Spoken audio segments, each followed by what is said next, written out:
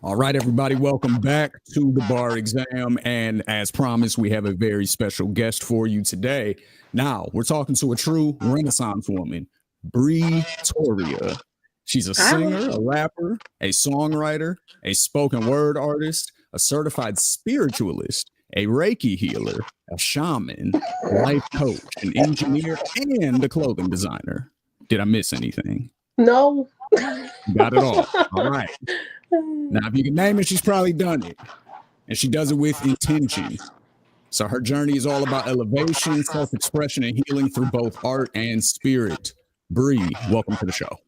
Thank you for having me. I appreciate it.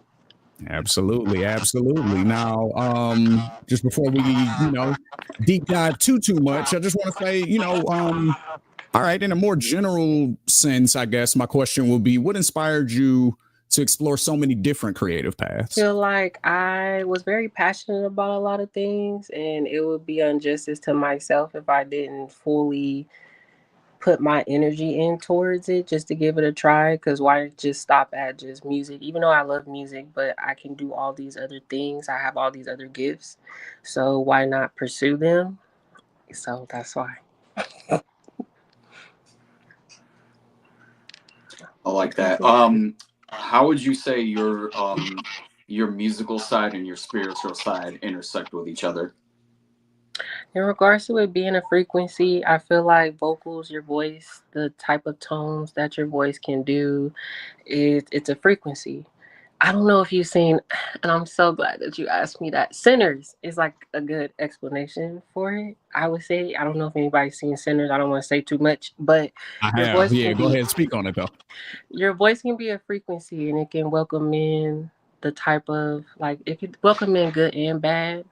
And so I feel like just a healing frequency or just like tapping into like your lineage and the history behind your like what's attached to you, like African spirituality is one of mine. So I would say just tapping into that frequency of them, of my ancestors and the people before me, and would help bring in insight. And I speak a lot about speaking things into existence. I speak a lot about orishas and ancestors and everything and chakras, all that. So it brings insight, and so it based off of my studies of spirituality, I put it into my songs because my songs are about my life, things that I've went through in my life, the type of things that I've learned, my growth, my healing, my evolution,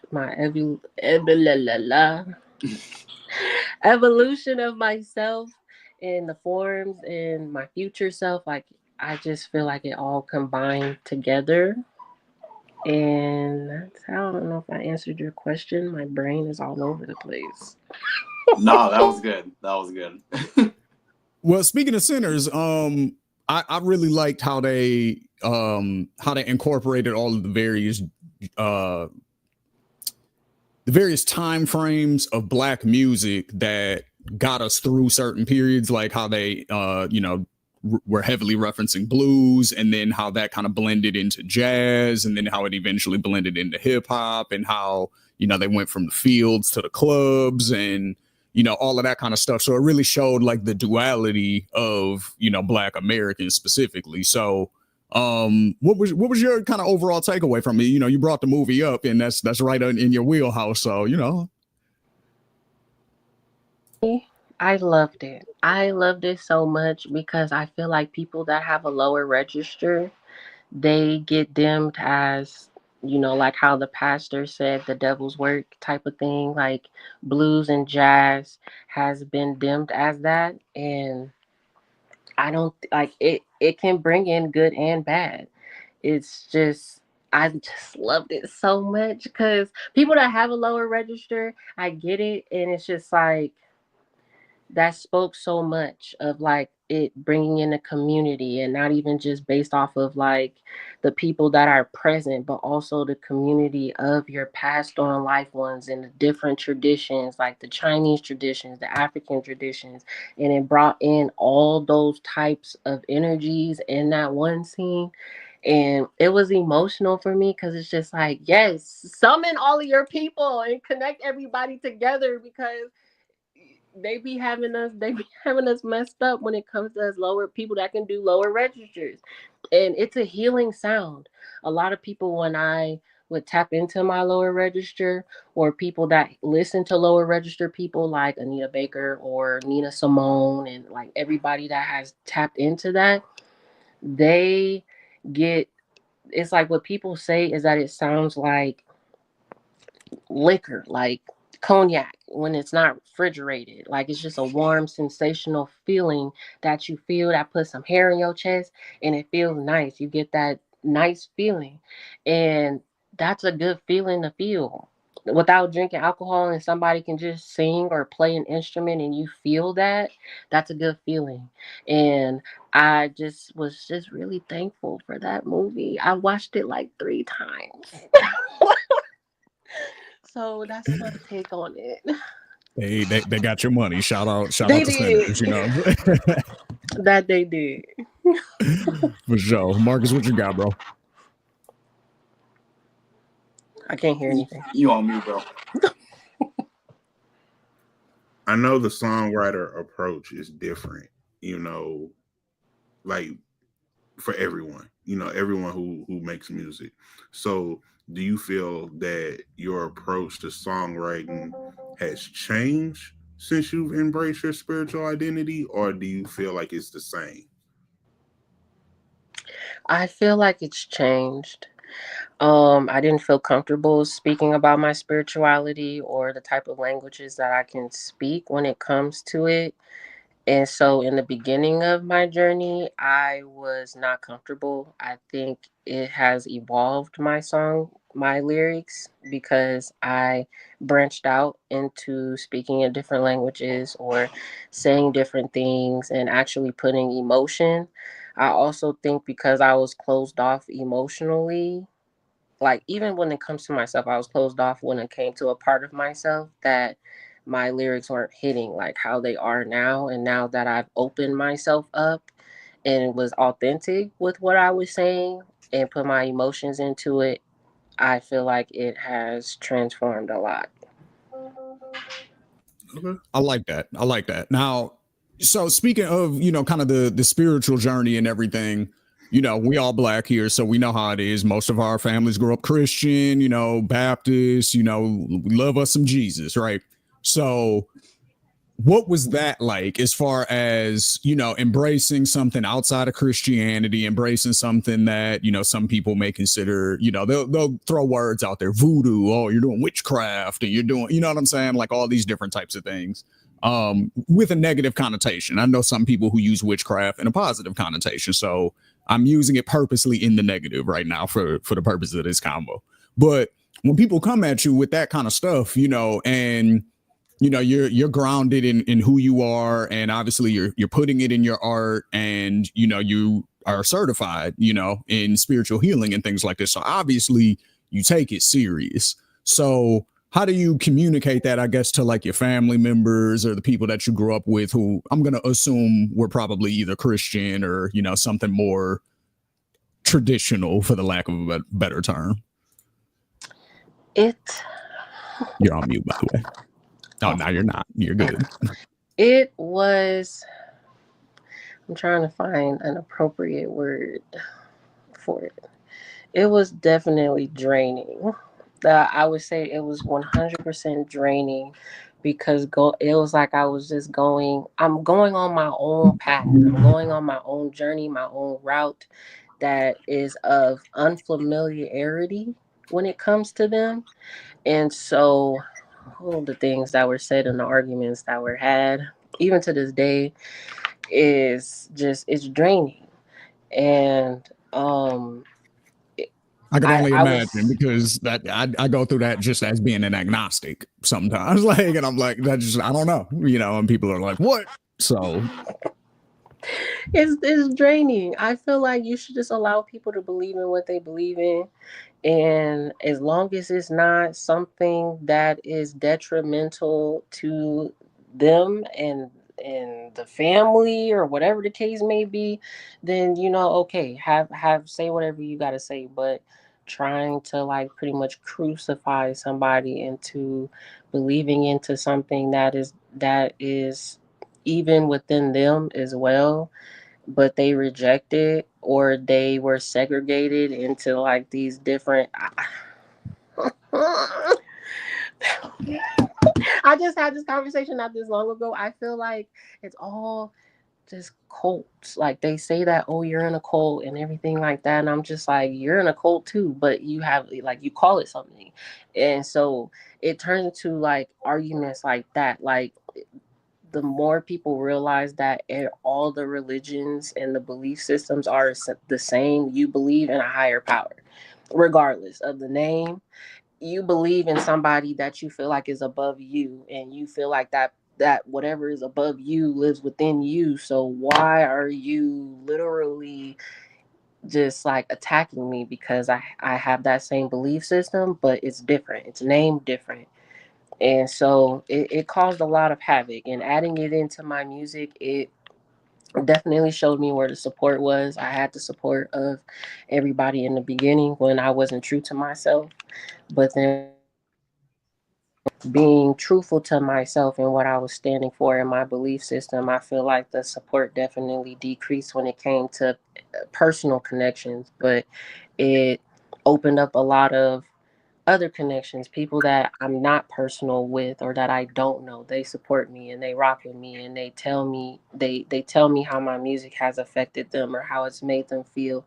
And even when I perform, it's mostly when like it was happening when I dropped my music, but when I perform, it's like you can actually feel my energy, and you can feel like I'm really telling you my story. It's not just some fabricated stuff because people want me to do whatever.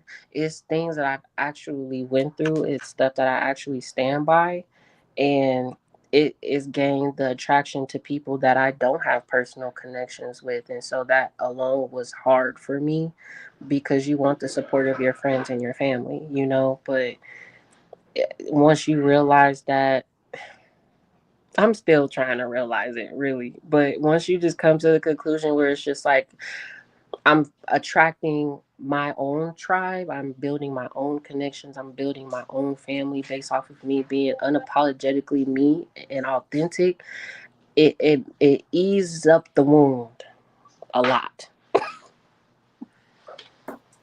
That definitely makes sense. That definitely makes sense. And I know being out here in Arizona, did you grow up out here? No. No. Okay. Okay. How long? No, How much time have you spent out here? Well, my mom been out here, so is I would visit, but I would say since 2020 on and off. I keep leaving because it Okay. starts getting overwhelming for me, and I just feel like I'm like in this box, and I start getting depressed, like really really depressed, and I be like, I want to go back home. I got to go back home for a little bit. I can't be here that much longer. Well, I was bringing that up because I notice a lot out here specifically that there is a lot of people who have more. And Eric, you can speak to this too because you have friends in right. these type of circles. I mean, we both do, but I think you more so. Who are into like the crystals and like you said chakras and spiritual healing and more things along those lines versus like traditional religions. And I didn't know if because there's a lot of like natives out here and a lot of like tribes and a lot of reservations and things like that, if that maybe was an influence or not. But you've only been coming back and forth for a couple of years, so I don't know. But Eric, what do you think about that? Do you think that that's like maybe part of it? Because I'm sure you noticed that too, right?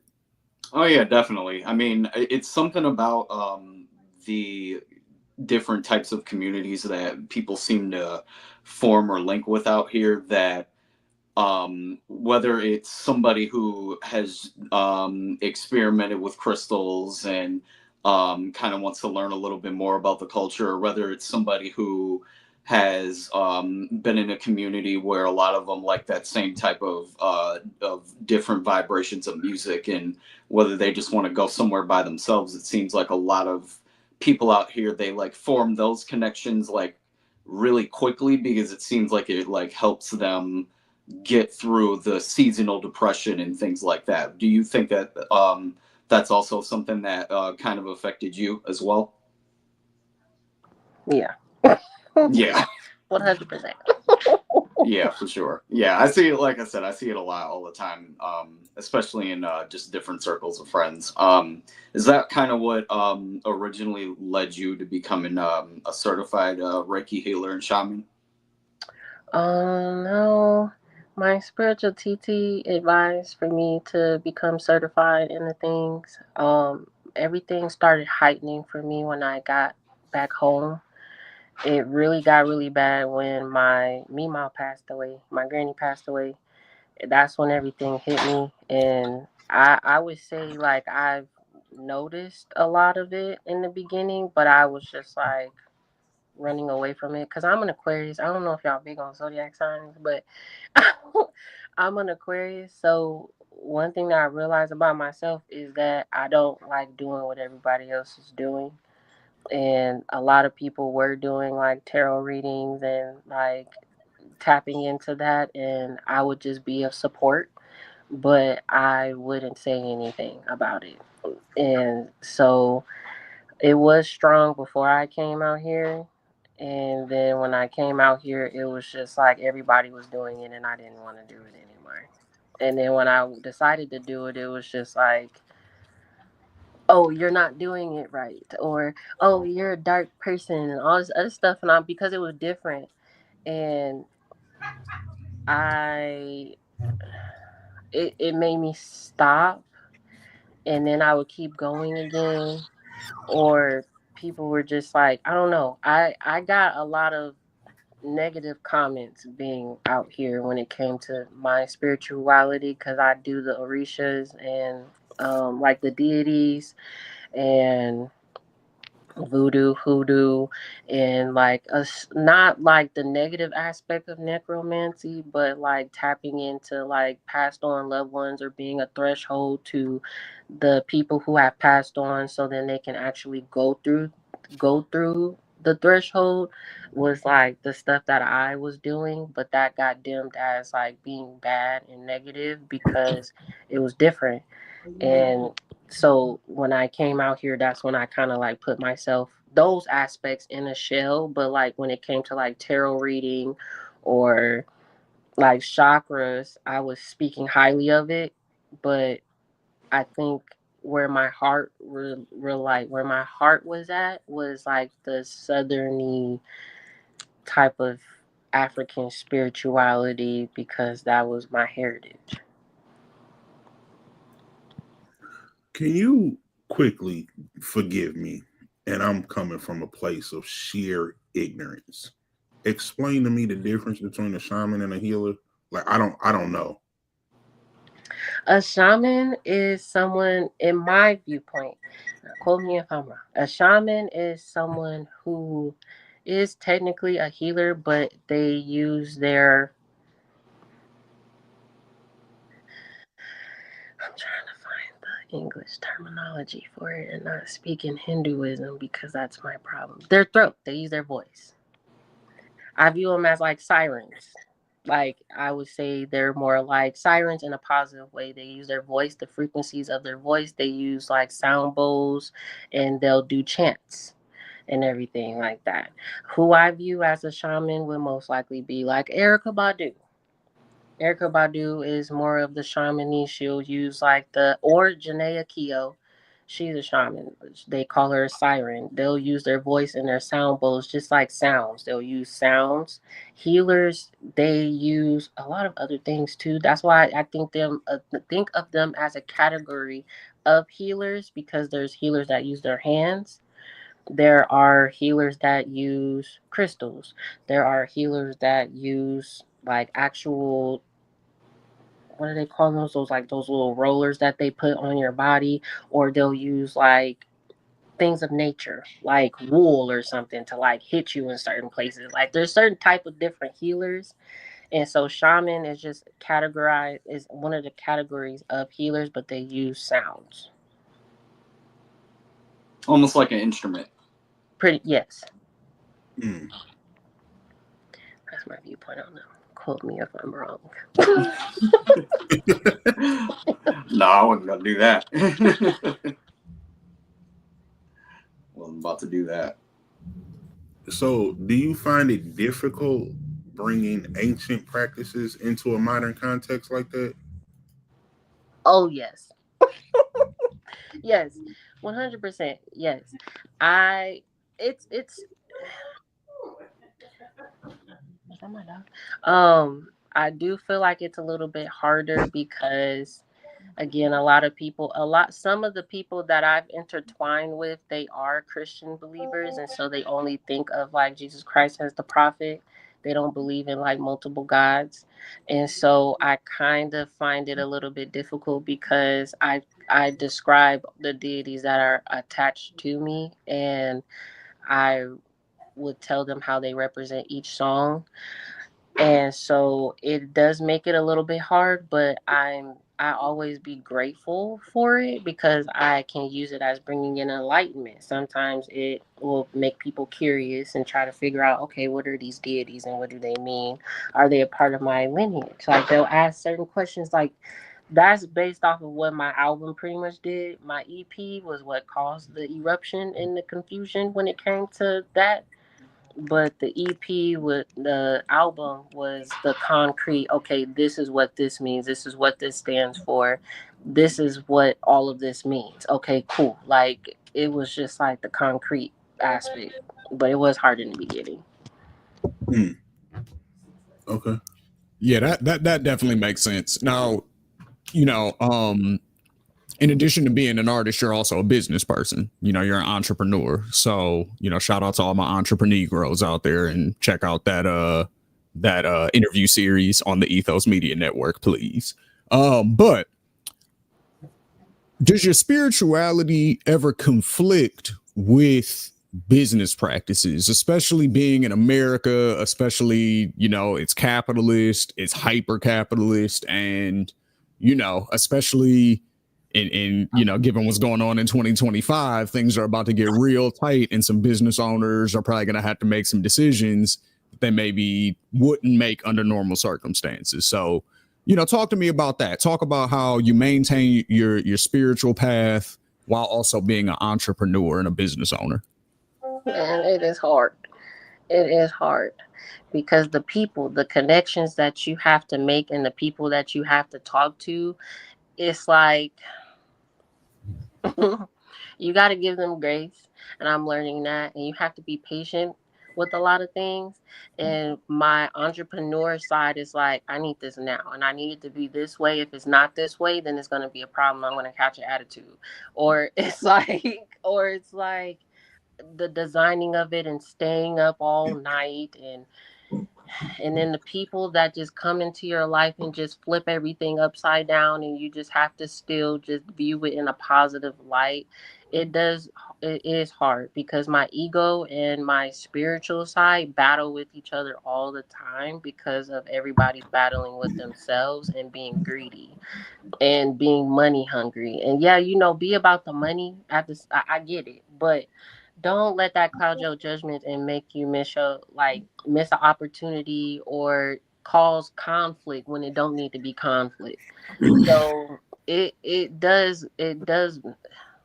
is hard. And I kind of went. That's why I was a little bit flustered because I kind of had a situation happen to me, and I was just like, okay, how am I going to handle this situation in a positive way and not revert to like a way that I used to be, just so then you know not to have me effed up. Like, so it's just, it happens. Yeah, you're still a human at the end of the day. You know what I mean? So, you know, I get it.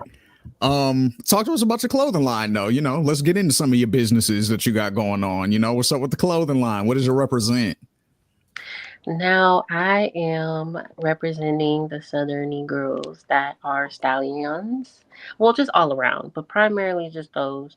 I am making shirts. I made shirts for the album and everything just to see how it would fit in like little bags and everything, just to see if they would sell. I think it was a good way for me to like test out the waters because at that time I did drop an album, and so having merchandise is a part of being an artist because the streaming sales doesn't really do anything for artists. It's primarily the merchandise, and if you decide to perform and sell tickets, um, the clothing aspect of it is just like cute little two pieces, pants, shirts. This is actually this top. I don't want to show too much, but this top is like You a part created of that? it, and I'm trying to curate some pants. I've been kind of like trying on different pants just to see because I'm 5'9", reaching 5'10", so I'm more on the tall side. And so I've just been trying on pants to see like the lengthwise and how comfortable it fits. I want women to be able to feel comfortable in the pants that they wear and not feel like they gotta suck their stomach in all the time. But then it will also be like fitting and nice and show the curves. For the men, I have some things like some shorts, some swimwear shorts, some hoodies because it was wintertime when I did it. So some hoodies, the t-shirts are being curated, but they're mostly just graffiti. I like the graffiti design. I like the bedazzled design. I like for I want to do dresses too. That's in the work. So I'm just trying to do a lot of things based off of what I've heard other people like, and what I also like. It helps because I would hate to do something that I don't like because I'm gonna be miserable creating it. So I'm just trying to like have conversations with people to see what kind of designs are they vibe right now. I'm on this Egyptian vibe, and so a lot of people love like those type of designs and numerology and everything. So right now I'm just trying to get more of the summer clothes out instead of the wintry stuff, and just talking to people right now. The Egyptian vibe always works, especially like in your field. You know what I mean? Like as not your field. That's the incorrect word. Like your your kindred spirits, you know, the people who think like you, who believe similar to you, they practice like you, like the Egyptian imagery, especially like African spirituality, that's always gonna work, you know that. So definitely. Eric, you was about to say something? Yeah, I was gonna say bring that to the sneakers too. I don't know how far you want to take it as far as the fashion tip, but yeah, bring that to the shoes too. Oh, am I on Oh, mute? I Oh, think I'm you on was mute. muted, but I heard you. I got it I right was like, ahead, say just less, yes.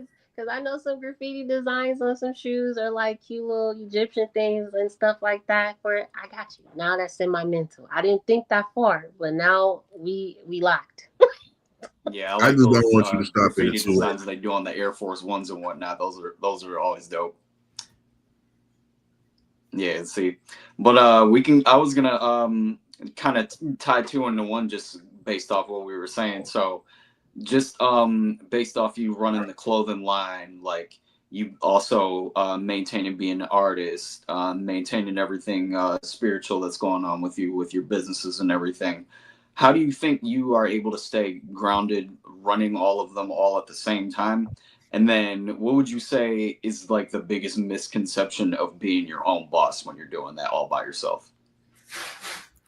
Now the how I ground everything is just having a schedule.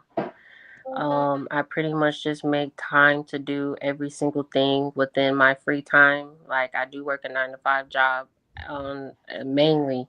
So during like my free times at work, I'll just do business stuff, like try to update the website, try to respond to emails, like stuff that's not so in person or video wise or anything like that. If it's more computer, like if I have to bring my computer to work, I'll bring my computer to work. And I'll work on my website and I'll do that. And so far music is keeping me grounded. Me listening to music while I do it is what keeps my mental from scrambling all over the place and having a schedule. It helps.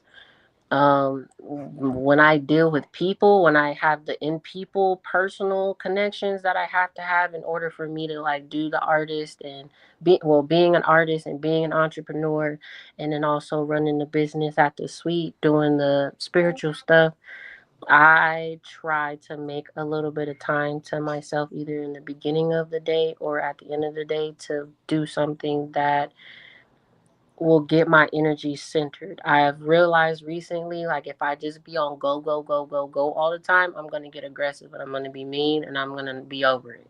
So like I try to like go to the gym early in the morning, or now I'm trying to open up something for women that are trying to build self confidence within themselves or going through postpartum and everything like that, to do pole dancing classes. So I would try to do that and test the stuff that I have building in regards to starting that. I will try to test all of that out, and that also helps center my energy.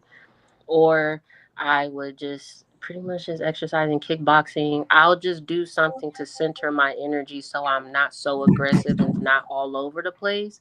So then when I have to go to the studio and record, or when I have to go to the suite and do a Reiki healing massage on somebody, I'm not flustered, and they'll pick up on that energy quickly. And I don't want nobody to pick up on nothing. I need to be centered and I need to be focused when I do all of these things. Because then if I'm not, I gotta reschedule because I'm not gonna be nice. No, that makes sense. Happy Yeah, to I was say gonna say more. that definitely, you can't be flustered, your energy off, you trying to fix other people's energy, you know what I'm saying? That doesn't seem like it would work very well. So that's good that you had these different methods, and like clearly thought out methods too. That's the thing, that like you applied it to like real stuff. You're like, look, I know how I get, so I do X, Y, Z in order to mitigate that, so that way I can finish doing A, B, C. Like, I love the way you broke that down. That was beautiful. Thank you. Because, yeah, it's all trial and error. Honestly, it's all trial and error. I had to be told a lot of things and I had to go through a lot of things to be able to get to this point. So I want to piggyback like your trial and error, because clearly, it's a fluid situation. So tell me, like, how do you reach or connect with people who are spiritually lost or disconnected? Like, how do you navigate that? They just be coming to me. Like, I don't even be looking for them. I want to be honest with you. I'm saying this in a nice way, but like I just be needing a break sometimes because I've been going through that. It seems like my whole life. So it's just like I need a break. But they just come to me. Like I'll go to places, like for instance, like the job that I started, like not just started, but like last year I've been working there for a year. People will just start talking to me. I'm the type of person where I'll have my headphones in the whole time. Like there's no way for you to talk to me unless you tap me and be like, hey, whatever. And then once that touch gets touched, then it's over with because you done touched me. Now we connected. Okay, cool. Now you feel like you need to tell me your whole life story. Okay, cool. You just dumped on me. All right. I'm already knowing how this is gonna turn out at this point. It's just like they come to me. I don't I don't be knowing who's lost until they come to me. I don't I just I as if I can speak, that would be beautiful.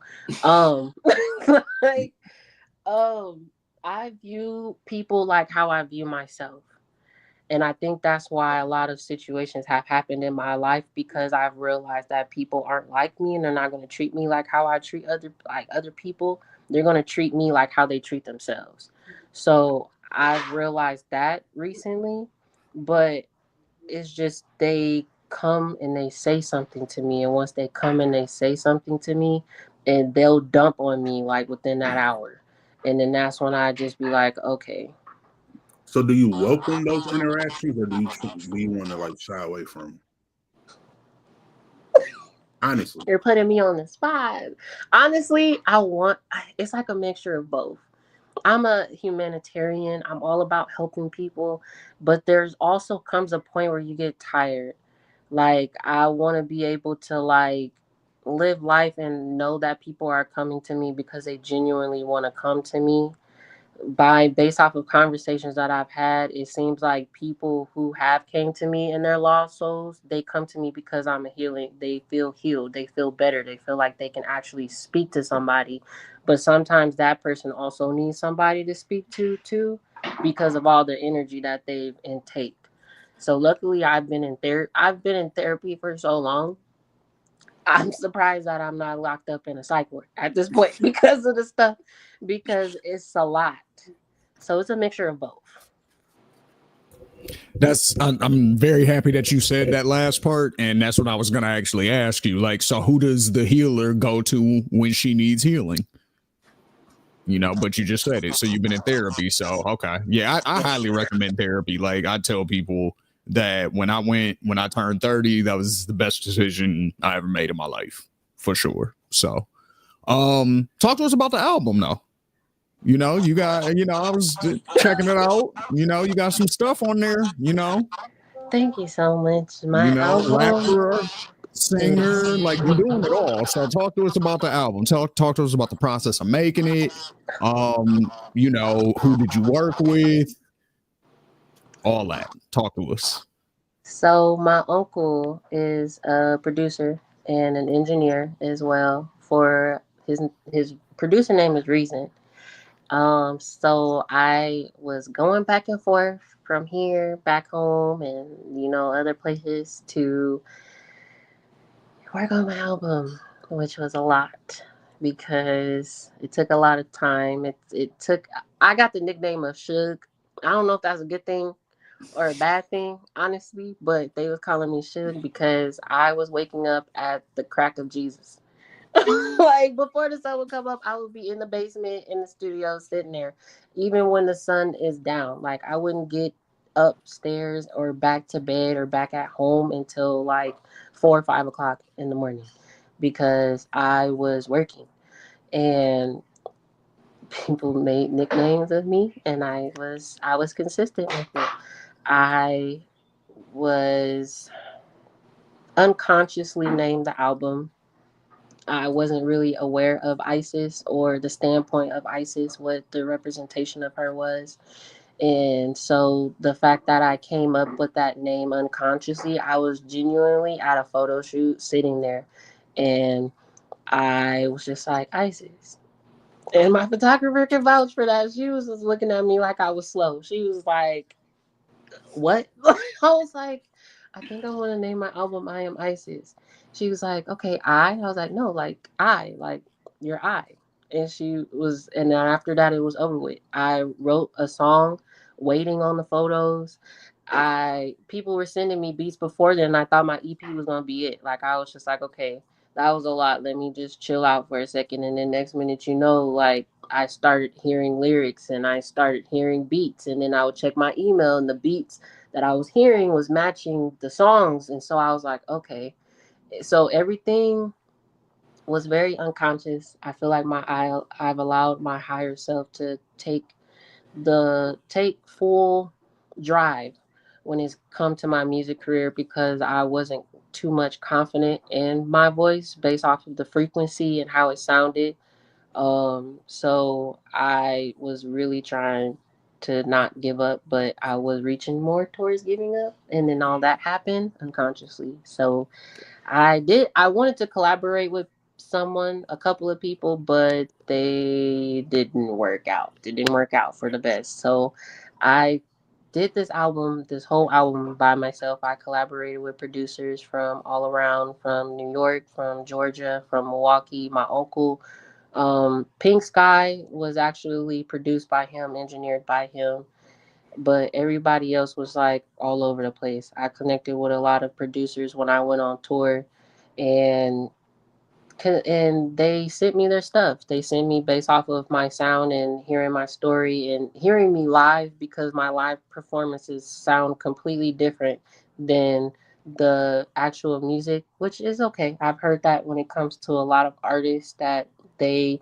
didn't become fans of artists until they heard them perform live.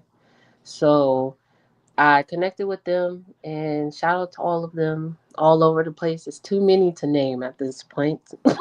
But just shout out to them and believing in me and my dream. And I wrote all of the songs at my house, at work, in the car, just everywhere. Everywhere that I can hear lyrics, I would write them down, and I would connect the song, I would connect the lyrics to the beat. So I would listen to all of the beats when wrote that first song. The first song was, oh gosh, this first song was Stuck in the Brain that I heard at the photo shoot. The rest of the songs were just, I wrote them right then and there, and then I would listen to the beats and sing the songs to see which song would match with which beat, and then went from there. And so that's how it pretty much started and finished. No, that's what's up. That's what's up. Yeah, no, like, because so you speak about going on tour, and you speak about sometimes being a bigger fan of the artist when you hear them perform live versus listening to their studio album. For you, what do you think that is? Is it because you just enjoy performing more live so people can match the music with your energy as well, and it's more of a full package that they're getting, and they can kind of fully immerse themselves in you as an artist at that time? Or is it because maybe you're more familiar with the song, like when you're actually performing it versus when you recorded it? Or like, what do you think the reason for that is? Because that's interesting that you say that, like, as the person who's making the music, you know what I mean?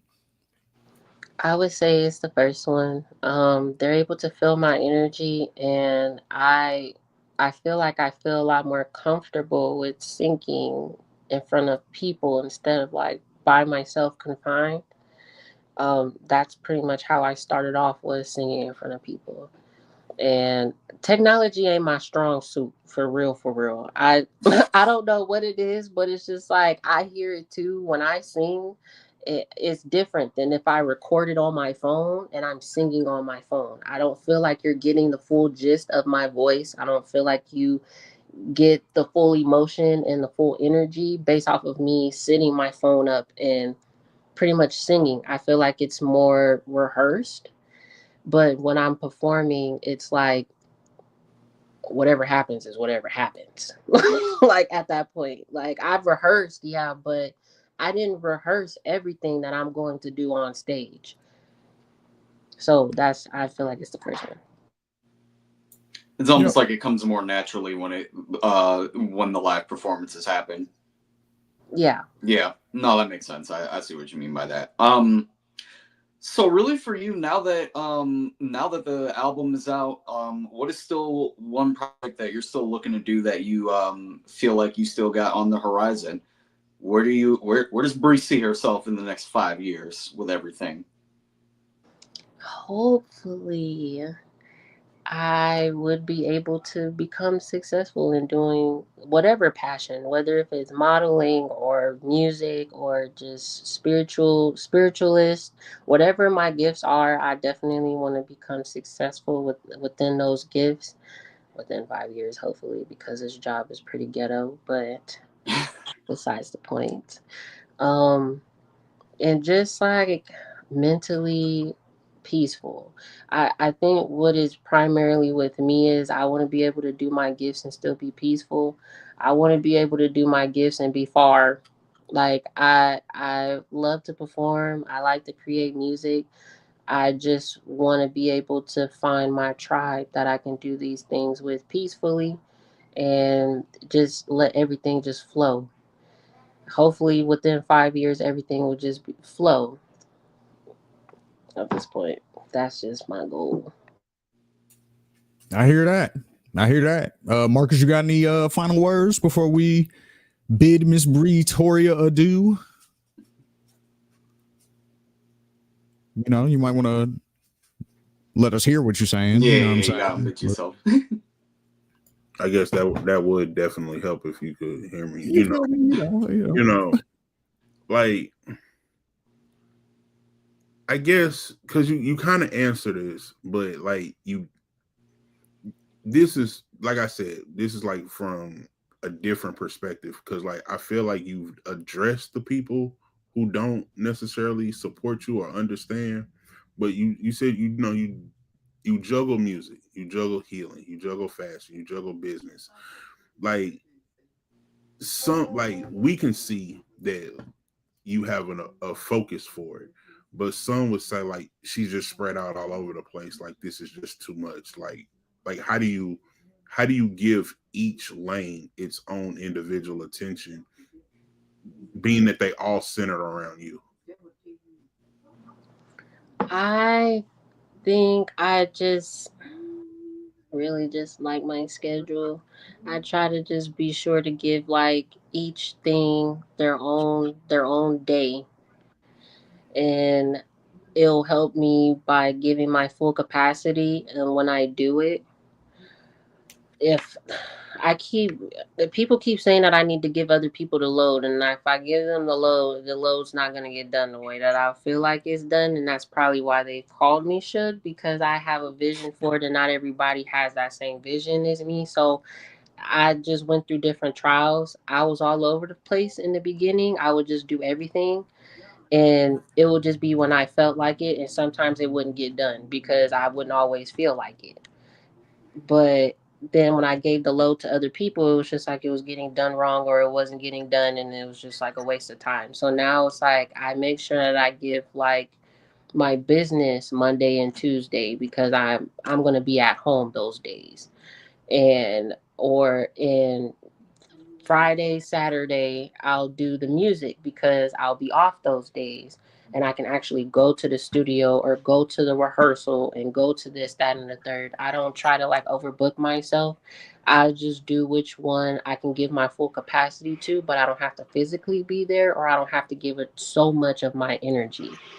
And so, based off of my work schedule, I kind of just went based off of what days I work from home, what days I'm off. And if I'm not off, then I have to do like the minor things that can still get done. I don't have to be there physically, or I don't need to talk to nobody. It's just me and my computer. Okay, makes sense. I got you. I'm like, this is planning. You hear this? Right. You know what I'm saying? I, Like, Perfect you plan. like, damn, like you out here like breaking that shit down. Like, because people like I really appreciate it though. Like, and I'm making a big deal about this is because I'm a question asker. You know what I mean? Like when I'm around people who are, you know, who have done things that I either want to do or who have done things that I've never done, and I'm just curious about it. I need to know how it happened, you know. So but a lot of people answer questions so vaguely, or they'll be like, you know, I just, you know, you talk to this person and then you meet with them and then one thing leads to another. And then it's like, no. What's the one thing leading to another part? Like, what's that part? That's the important shit that you leaving out. So I appreciate how you're answering these questions. You know what I mean? Because that's the real shit right there. Like anybody who wants to be an entrepreneur, you're probably going to also have a job at the beginning too. And if you're an artist on top of that, okay, how are you going to manage all of these things? She just gave you an excellent blueprint. She says on the days that she works from home, she handles certain things. On her days that she's off, she handles other things. And on the days where she's got a lot to do, she handles the minor things. Like, that's a beautiful plan. It's a beautiful blueprint. again, it took me a lot of time. I'm sure. It took me a lot of time because I was all over the place in the beginning. I was doing, because then I was at school too, because I was still in the process of becoming certified. And so that was something else that was added on to my schedule. So I was just doing that all the time. Like I would be in the studio. If it's not my part, I'm doing a question. I'm doing a test. I'm learning something. I'm highlighting something. When it's my go, okay, I'm up there. Like Right. it was still all over the place, and even then I had to structure that in. Like I would do that. I would arrive at work early, and I would work on that in the beginning of my shifts, or on my breaks, or on my lunch. So it was just all over the place in the beginning, I'm not gonna lie. I feel it. Well, shout out your social medias, you know, give the people your projects, where they streaming, your most recent videos, where they can buy tickets to see you, your next performances. Give us all of what Toria has coming up. in 2025? 2025. My socials, my Instagram is Toria Bree. That's ToriAABRII for my Instagram. My Facebook is Britoria. My YouTube is Britoria. Everything is Britoria. Britoria. I dropped my album I Am Isis in January. I dropped 2 videos for that, Vibe With Me and All You Need, this year and last year. There's going to be more videos shooting real soon, so stay tuned for that. Every song pretty much going to have a video, so stay tuned for that. I'm planning on going on tour in July, so the tour dates and everything will be dropping the month before. And so I'm so excited for that. My website is the Melanin Universe. You can buy them, look at some of the merchandise that's available right now. It will be restocked next month as well. And yeah, just keep your eye on me because I'm going to be out here. That's what's up. That's what's up. Well, we appreciate you coming through today, on behalf of my brothers. Yes, sir.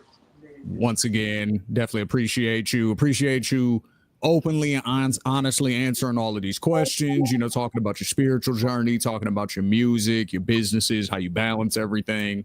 We was joking on you at the beginning because, you had to give somebody a certain look. So you're juggling other responsibilities on top of that. So, you're doing it all. You look like you're making it look good doing it. So, we appreciate you for being here.